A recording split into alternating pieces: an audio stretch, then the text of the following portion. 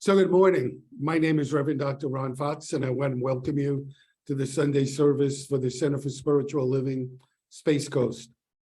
This would be a good time, if you haven't done it, to turn off phones. I always love it that people need to do it. If anybody watching this week, I know there's nobody here that hasn't been to a Center for Spiritual Living, but anybody watching this week, if you haven't ever been to a Center for Spiritual Living, we believe there's one God, many paths to that God, and we're here to love, honor, and support you, no matter what your divine path is. And the Center for Spiritual Living Space Coast is a safe haven for people of all beliefs and lifestyles, whoever you are and wherever you may find yourself on your journey of faith, you're welcome here. Our practitioner today is Reverend Jenna, and our reader today is Ed Powers. So we just started doing, just have a few announcements. We just started doing our book group again. We've only been meeting for 2 weeks.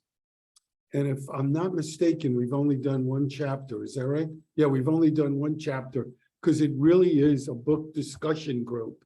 And we really have some really interesting meetings. So if you're interested, we meet every Tuesday at 2 o'clock on Zoom. And the book that we're reading, this, however long it takes us, is Fear is a Choice by R. James Case. And we chose the book, I chose the book, or asked the group to, because 2 other minister friends have used this book in book group, and they said it was a really terrific group. I've only read 3 chapters so far, so anyway, a couple of other things. It's the first Sunday in February, so it's birthday Sunday. And for all of you that have birthdays in February, happy birthday. Today, there's a board meeting after the service, and any member that's either present or on Zoom is more than welcome to stay. And just another announcement about church stuff. Our annual meeting is going to be the first Sunday in March. So please just know that. And we really not only would offer you to come, but we would like all our members to come. We'll talk about our financial situation and what our goals are and the goals that we had for 2022 and talk to you about how we did with them. And also we've had one person resign from the board. So we do have another board opening. So if there's anybody, any member that's interested in serving on the board, see me and I'll fill you in on what the requirements are. One last announcement. The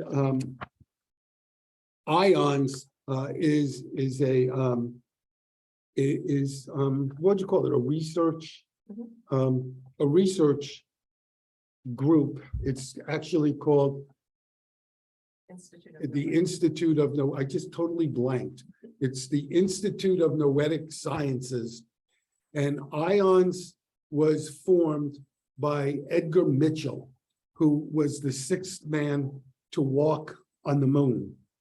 And I was just reading about this week, and I'll actually bring some stuff and read it next week. But Edgar Mitchell, on his way home from the moon, was looking out at the Earth, and he had what I would call a mystical experience. He all of a sudden saw the interconnectedness of all life, of all things. It was, and in fact, what I read this week, he looked around at the other 2 astronauts to see, are these guys experiencing this? And of course, they weren't. And he, while he was doing this, he was also doing his astronaut work. But he came home and he found the Institute of Noetic Sciences, and they are a scientific group that does research, scientific research into a number of things, but one of them is consciousness, something that, that we're all interested in. And a while back, Becky and I read about a facilitation class that IONS was having, that if you took the class, you would be licensed, although we really don't have a license, but you would be able to facilitate an Institute of Noetic Science class on conscious aging. So Becky and I'm not doing this very well, I'm sorry. Becky and I took the class, and so now we are able to facilitate a class on conscious aging that we want to offer here. And the class, it's 8 weeks long, 2 hours a class. And in fact, the third class is a little longer. The third class is on forgiveness. And the idea behind it, Reverend Jenna did a class on conscious aging a couple of years ago. And the idea, I think, behind it is that no matter where you are in life, you're still able to be productive, to be creative, to meet life wherever it is. In fact, my topic today, I'm going to talk about that. And I was just telling somebody about it, and they said, well, the title today is Seeing is Creating. And the person said to me, will that work for an 80-year-old? And they were serious. The thing is, it'll work for a 90-year-old, because we're never too old to not be who we would like to be. And that's what's behind this class. Some of the topics are self-compassion, forgiveness, a life review, surrender, letting go, creating a new vision for your life. And so we want to do that. And next week we'll have a sign-up sheet, and when we get enough people signed up, we'll decide when and where. Well, we want to do it here, but we could also do it live, in person and on Zoom. Just to let you know, the class is 8 weeks long, 2 hours a session, and we're going to ask for $200, and included in the $200, besides the two geniuses that are facilitating it, you also will get a really nice workbook, which I will bring next week, which IONS asks us to sell for $40. So with that, does anybody have any questions? Anybody? All right. So with that, I'll shut up and we'll do another song.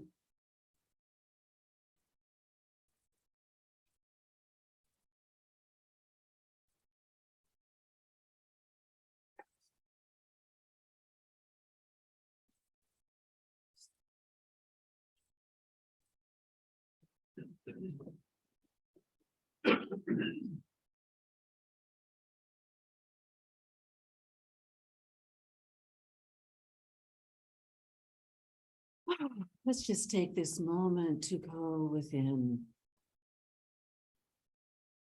Letting go anything that stands in our way of feeling that holy light that shines ever so brightly within. The holy light that comes from the divine spark of life as spirit moves upon itself to create each and every one of us. We are made in the image and likeness of that light, of that love, and that energy of wholeness and peace moves itself through us, energizing us, guiding us, leading us. And it wants only for us to feel the peace and the love that is our true birthright. Let us feel that holy light shining through us. And as it shines through us, we know that it spreads out into the room we're in and beyond, into our community, our country, and around the globe. For that love that we feel is the birthright of each and every person on this planet, and we share it and express it, providing wholeness and healing wherever we are. And as we come into this sacred space, I give thanks. I give thanks for each person's presence here today or watching the video later. I give thanks for the love that you share, for your presence that you share. For each and every one of us creates this community of wholeness and love. And I give thanks especially for Reverend Dr. Ron Fox, whose holy light moves itself through his mind, through his heart, and into his words, words that touch our heart, words that create an aha with each of us, words that come to remind us that we are holy sparks of life. For all of this, I do give thanks, and so it is.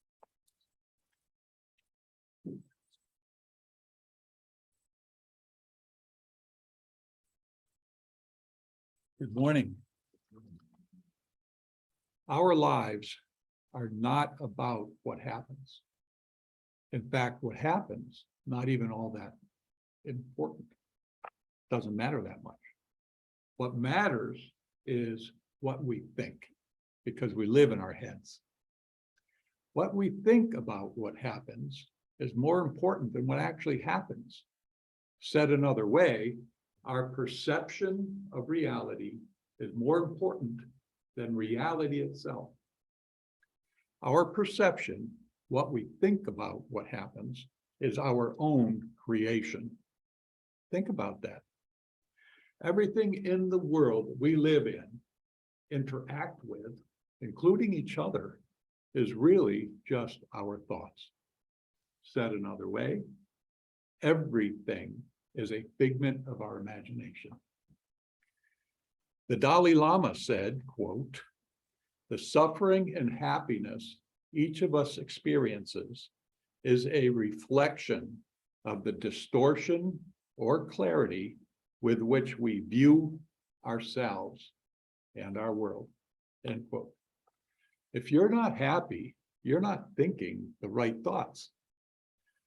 We are meant to be happy. We are the artists painting our lives with our thoughts. So may you dip your thoughts in joy and paint a wonderful light. And now, Reverend Dr. Ron Fox. I think next time I'll do the reading and you do the talk, Ed. That is really great. So my title today is Seeing is Creating. And I want to open with a quote from Ernest Holmes, who founded the Centers for Spiritual Living. He wrote, "Life is for today.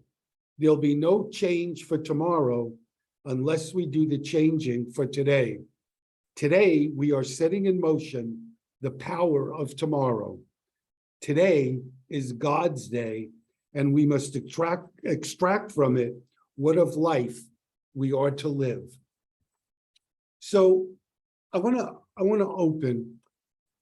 tell you, a few years ago, I took a class for people that are speakers in marketing yourself.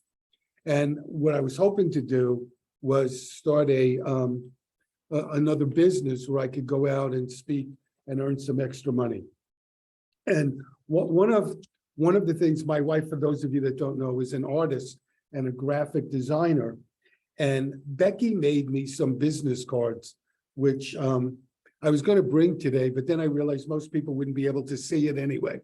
And one of the things she did on this business card, because we sat down and chatted about it, is put potential talk titles that I could speak about if somebody wanted to hire me.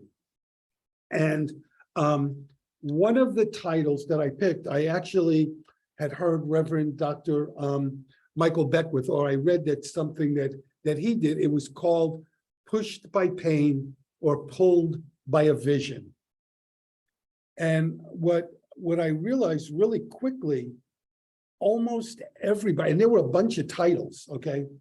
almost everybody that came back to me said, that's what we want you to talk about.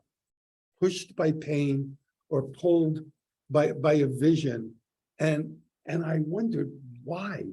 Why is that the topic? And I started to realize that, at least I think, there are a lot of people out there that are in a painful place in their lives. And again, it doesn't matter how old you are or if you're retired or whatever. They were kind of at sea because they weren't sure where life was taking them. And then it came into focus for me when I watched a TED Talk by somebody named Adam Leipzig. And in this talk, Adam said he had gone to his 25th college reunion. And he said, as he went around and spoke to people, 80% of them were unhappy with their lives. 80%. And he had some quotes. So one person said to him, I don't know what my life is about. And somebody else said, I feel like my life is wasted and I'm already half through with it. And then Adam said, and I am a privileged person. I went to Yale. And he said, so the people that were saying that are well off and they're very powerful people. And he said then the difference between the 80% and the 20% was the 20% knew their life's purpose. Now, I don't know if this is really a good number or not, so don't quote me on it.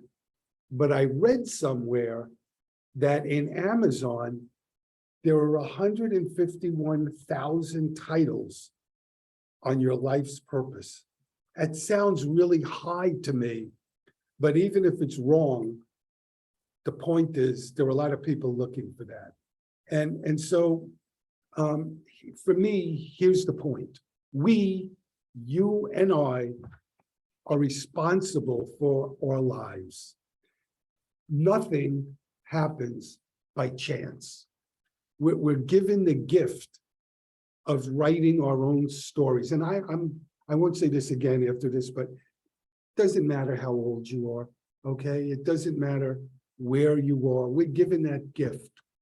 And if we don't focus our thinking, what we're going to bring into our life is the confusion that I think a lot of the people that Adam were talking about and some of the people that were coming to me and saying, here, talk to us about pain.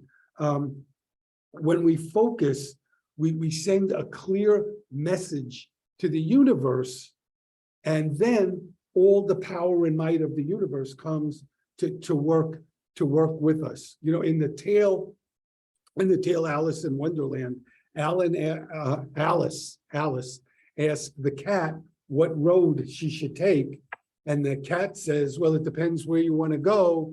And Alice says, I don't care where. And the cat says, well, then it doesn't matter what road you take. And life is like that too. You know, it's written in the book of Proverbs in the Bible that where there is no vision, the people perish. And for us, a vision gives us a big picture of life. It's like a roadmap to the future. And so without a vision, what we do is we live in the short term, or else we live by what other people think we ought to be doing. And you know, it's interesting. I wasn't going to talk about this, but Becky and I watched a movie last week. In fact, we were talking about it most of the way here. What was, I always forget titles. The wine movie. Uncorked. And if you get a chance, it's kind of an interesting movie, and it's just about a family where the dad, it's a Black family, and the dad has a barbecue business that was passed down to him by his dad, and he can't wait to pass it down to his son who doesn't want the business, but wants to be a sommelier. And it's a really interesting movie of where somebody wants to honor their father, but wants to be what they want to be in life. You know, a vision gives us energy, it gives us passion, it gives us meaning, it gives us direction. And you and I, when we have that, we can consciously partner with divine power to create the life we want. And it can also be really scary, but somebody once wrote, "He who trembles is never bored." You know, I was looking at a book this week that I've read years ago, but it's so filled with wisdom. The book is The 7 Habits of Highly Effective People by Stephen Covey. And so I want to talk about it a little bit.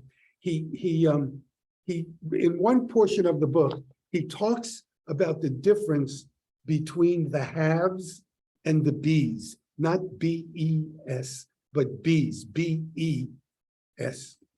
And the difference, he says, is the haves will say, "I'll be happy when I have my house paid off. If only I had a better boss. If only I had a spouse who was more patient. If only I had my college degree." And he said, so the haves are outer focused as opposed to the bees who are inner focused.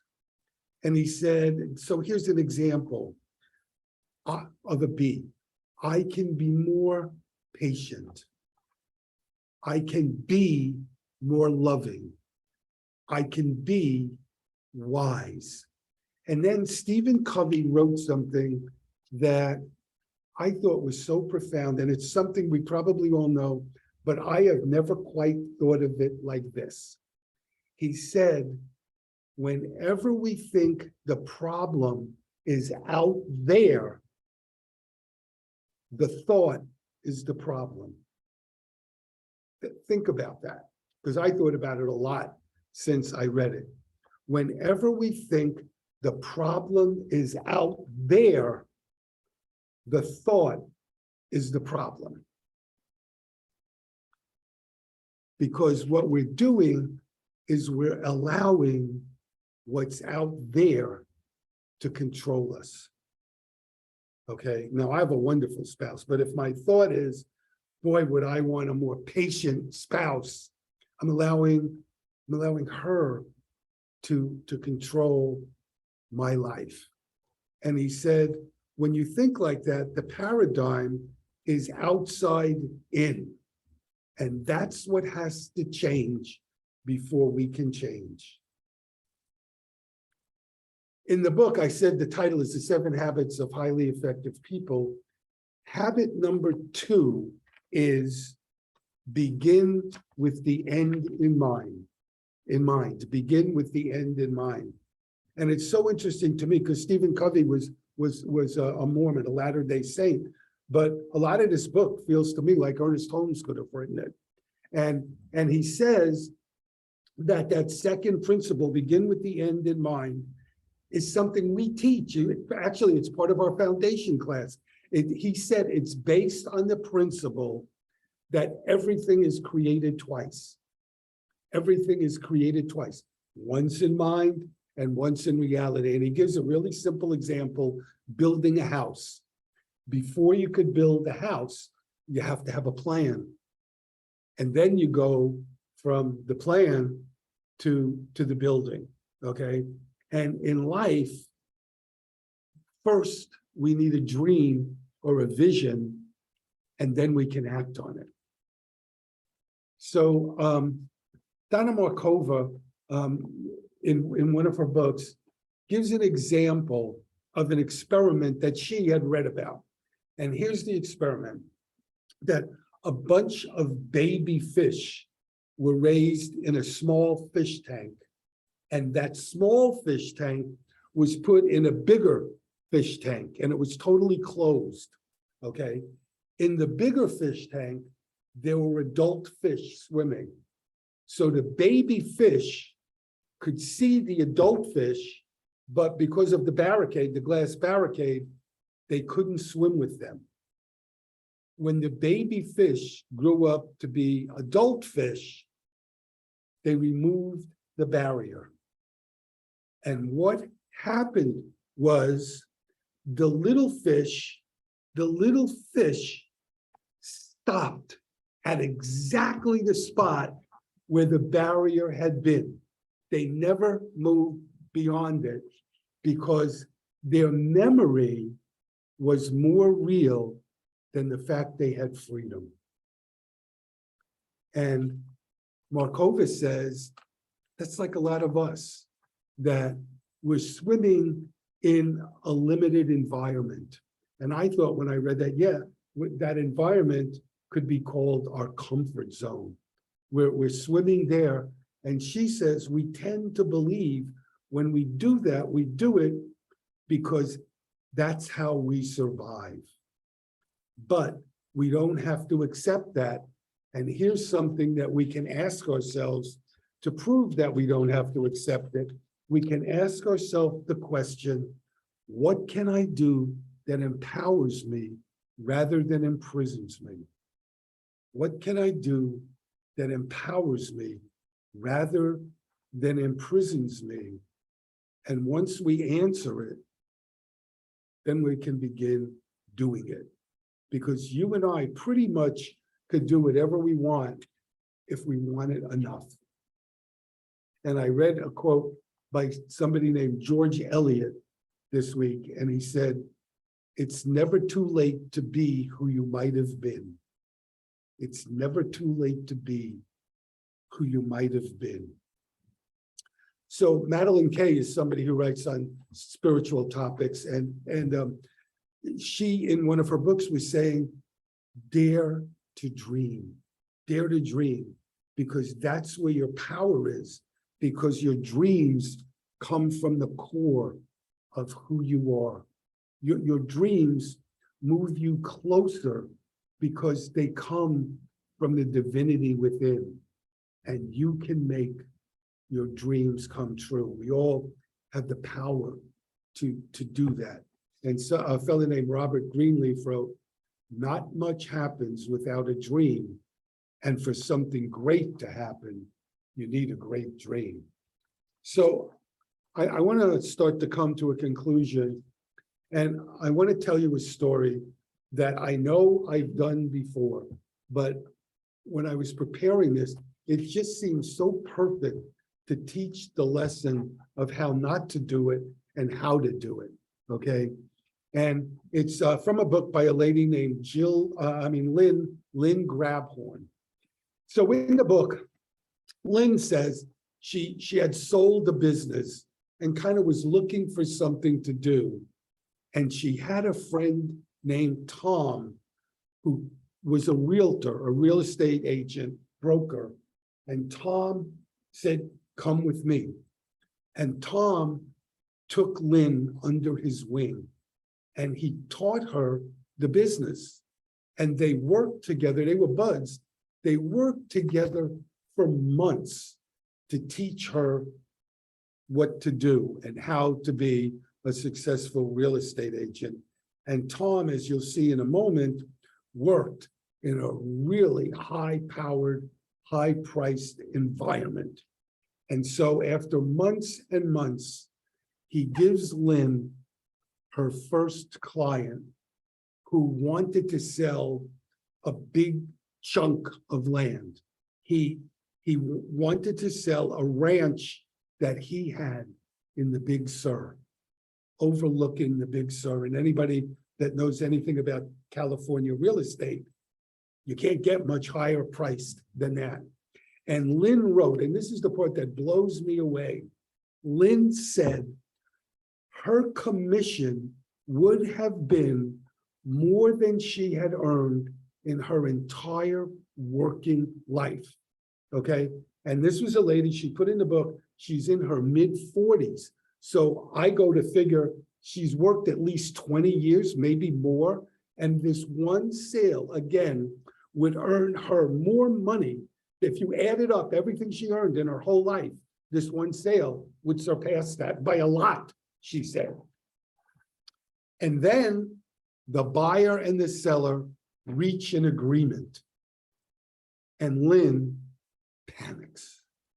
She thinks in her head that she's terrified. It's never going to happen. This is too good to be true. It's too easy. It's never going to work. And Tom is telling her how proud he is of her. And then on the day the sale is to close, the buyer finds a loophole and backs out. Okay? 2 more times that happens to her. She gets agreements from people. She panics, and both times the sales fail. Lynn goes to Tom and she said, I can't take this stress, and she quits. Think about what we teach and what Tom says to her. He said, Lynn, you blew them away with your fear. You have to feel the close. You have to see yourself shaking everybody's hand. You have to see yourself celebrating. You gotta know it's gonna work, or trust me, it never will. If you can't feel it happening, it won't. And so for me, that's a nutshell of what I've been trying to say this morning. That's it in a nutshell. And so I just want to close with these words from Oliver Wendell Holmes, who wrote, what lies behind us and what lies before us are tiny matters compared to what lies within us. God bless you. Thank you for being here and for watching this week, and God bless you.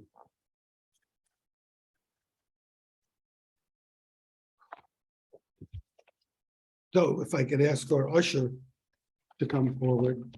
And for those of you that don't know, this took 4 years in ministry school to become an usher. That was her specialty, ushering, right? That's right. So if the rest of us could repeat the joyful giving affirmation in the bulletin, if we could do it together. I live in a consciousness of good, divine love, blesses and multiplies all that I am, all that I have, all that I give, and all that I receive. Thank you, God. So I just want to say to people on Zoom during the week or on YouTube that watch this, if you get anything out of our services on Sunday, we would really appreciate if you would go onto our website, cslspacecoast.org, and click on the donate button. And there are a number of ways that you could donate to us. That's what helps us keep going. So please consider doing that. So if we could take a moment now and go within.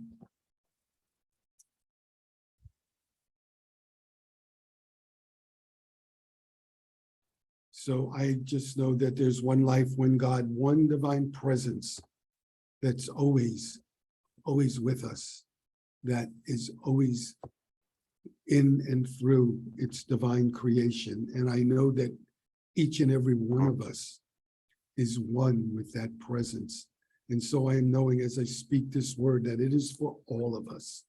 I just am so grateful that we have the ability to team with this divine presence, that we can dream a dream that's as large as we want it to be, that we could have a vision of the life that we desire, and we can bring that life into fruition we can manifest the life that we choose to live. And where we are in life doesn't matter. What's happened before doesn't matter. How old we are doesn't matter. How rich, how poor, how smart, how thin, how whatever. None of that matters, because wherever we are, we can move from there to a better, bigger, more abundant, more compassionate, more loving life. It's all there for us. And what we simply need to do is say yes to that divine presence within. And it always responds, not always in our timetable, not always how we envision it, but no prayer ever goes unanswered. And so for that and so much more, I just give thanks. I release this word and I let it be. And so it is.